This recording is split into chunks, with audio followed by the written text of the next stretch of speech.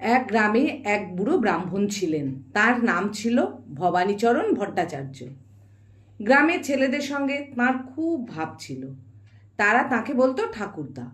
তাদের কাছ থেকে শিখে দেশশুদ্ধ লোকেও তাকে ওই নামেই ডাকত। ছেলেরা ঠাকুরদার কাছে খুবই আদর পেত, আর তাকে জ্বালাতন করত তার চেয়েও বেশি। ঠাকুরদা ভারী পণ্ডিত আর বুদ্ধিমান ছিলেন।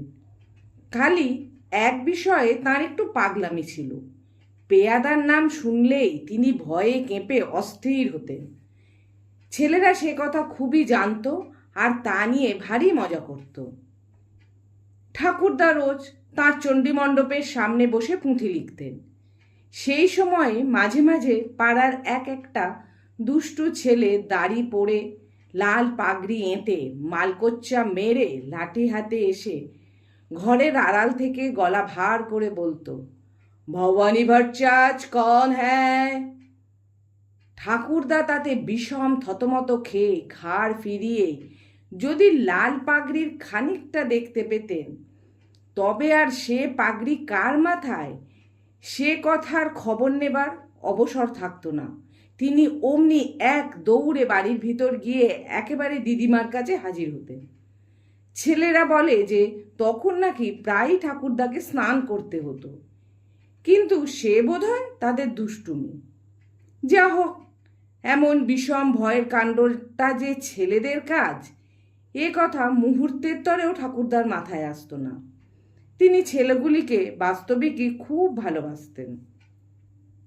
তাঁর কুল গাছটিতে কুল পাকলে তাদের সকলকে ডেকে ডেকে একটি একটি করে কুল প্রত্যেকের হাতে দিতেন।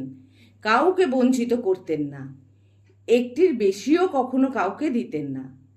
সেই পরগনার ভিতরে এমন মিষ্টি কুল আর কোথাও ছিল না।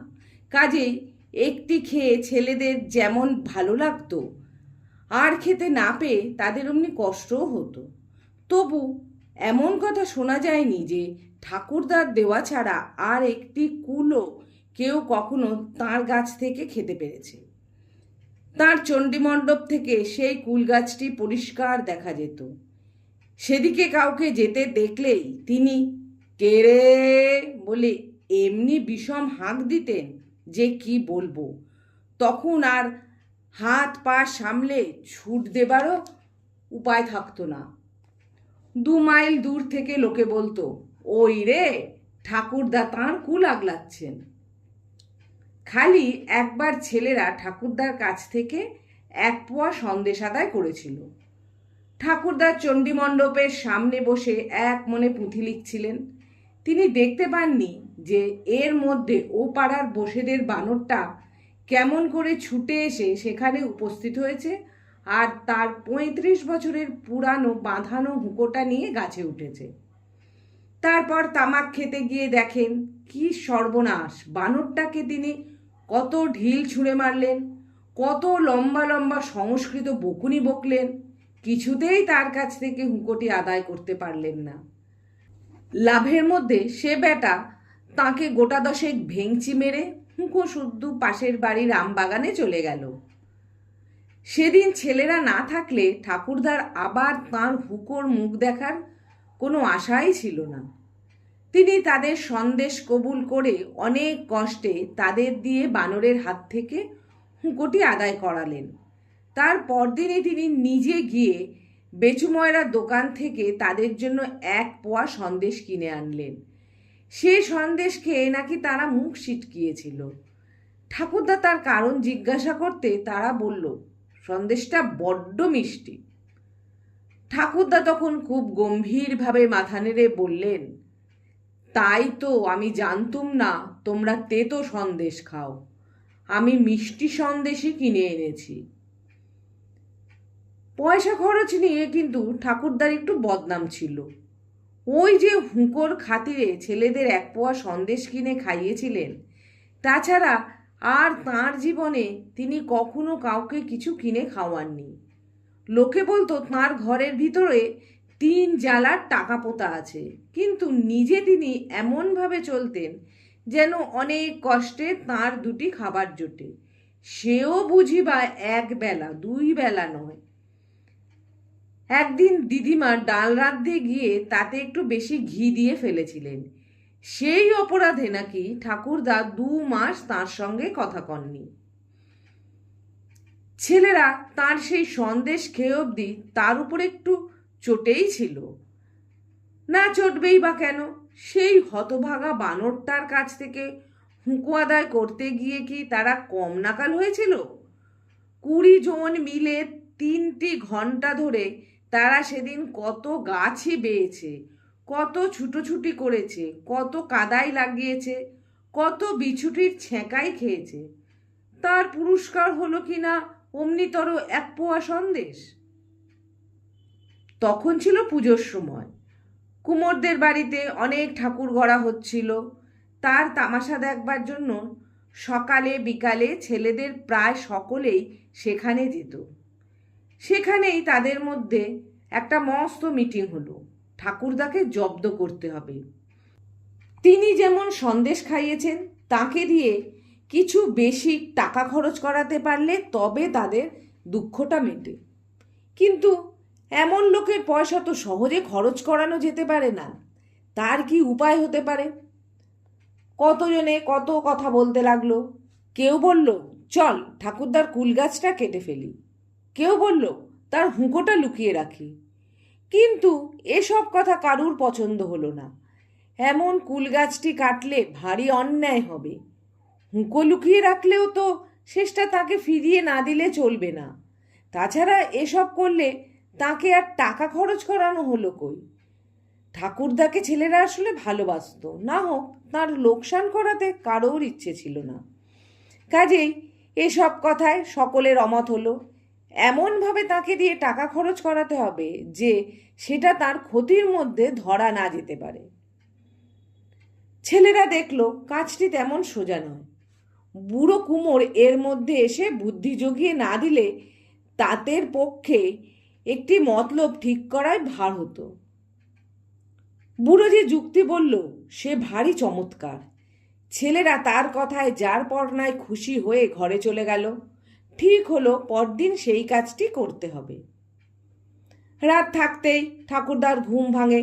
তখন তিনি শুয়ে শুয়ে সুর ধরে 16 কাউড়ান।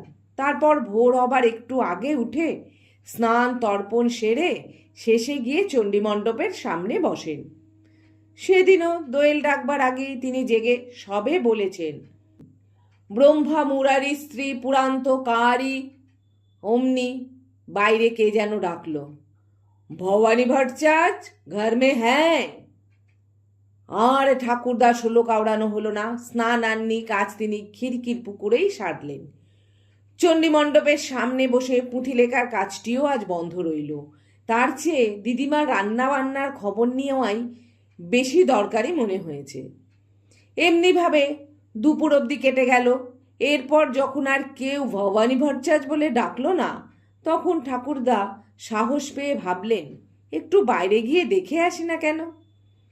এই বলে আস্তে আস্তে বাইরে এসে ঠাকুরদা দেখলেন, কি সর্বনাশ!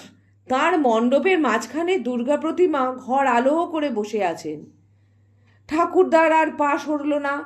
তিনি সেইখানেই মাথায় হাত দিয়ে বসে ভাবলেন, হায় হায়, কোন শয়তান এমন কাজ করলো!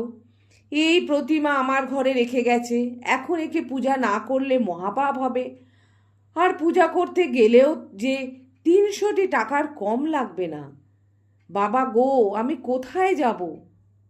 যা হোক, ঠাকুরদা কৃপণ হলেও অতি ধার্মিক আর পণ্ডিত লোক ছিলেন।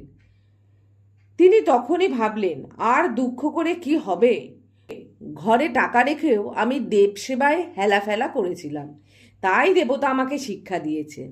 ভালোই হলো, এখন থেকে আমি ফি বছর দুর্গোৎসব করব। ততক্ষণে ছেলেদের 2টি 1টি করে প্রাণ প্রাণে হাসি চাপতে চাপতে এসে উপস্থিত হয়েছে। কাজটি তো তাদেরই। তারাই ঠাকুরদাকে পেয়াদার ভয় দেখিয়ে বাড়ির ভেতরে পাঠিয়ে সেই অবসরে প্রতিমাটিকে এনে মণ্ডপের ভেতর রেখে গেছে। তাদের মুখের দিকে চেয়ে ঠাকুরদারও আর সে কথা বুঝতে বাকি রইল না। তখন তিনি বললেন, ভালোই করেছো দাদা, বুড়ো পাপীর সুমতি জন্মিয়ে দিয়েছ। তোমরা বেঁচে থাকো, আমি খালি ভাবছি এত বড় ব্যাপার, আমার লোকজন কিছু নেই, আমি কুলোবো কি করে। ছেলেরা ভেবেছিল ঠাকুরদা লাঠি নিয়ে তাড়া করবেন, তার বদলে তিনি এমন কথা বললেন তা তারা মোটেও ভাবেনি। তারা তাতে ভারী খুশি হয়ে বলল, তার জন্য চিন্তা কি ঠাকুরদা, আমরা সব ঠিক করে দিচ্ছি, আপনি শুধু বসে বসে হুকুম দিন। অমনি ঠাকুরদার মুখ ভরে হাসি ফুটে উঠল, তার চোখ দুটি বুজে এলো। ছেলেদের মাথায় হাত বুলিয়ে, গাল টিপে আর নাকে কানে চিমটি কেটে তিনি তাদের বিদেয় করলেন। এবারে ঠাকুরদা যে সন্দেশ এনেছিলেন তা খেয়ে আর কারো নাক সিটকোতে হয়নি। আমার গল্প যদি ভালো লাগে তবে একটা লাইক দেবেন, কমেন্ট করবেন, এবং নতুন বন্ধু যদি কেউ আমার গল্প শুনে থাকেন তবে প্লিজ আমার চ্যানেলটাকে সাবস্ক্রাইব করে আমাকে এগিয়ে যেতে সাহায্য করবেন।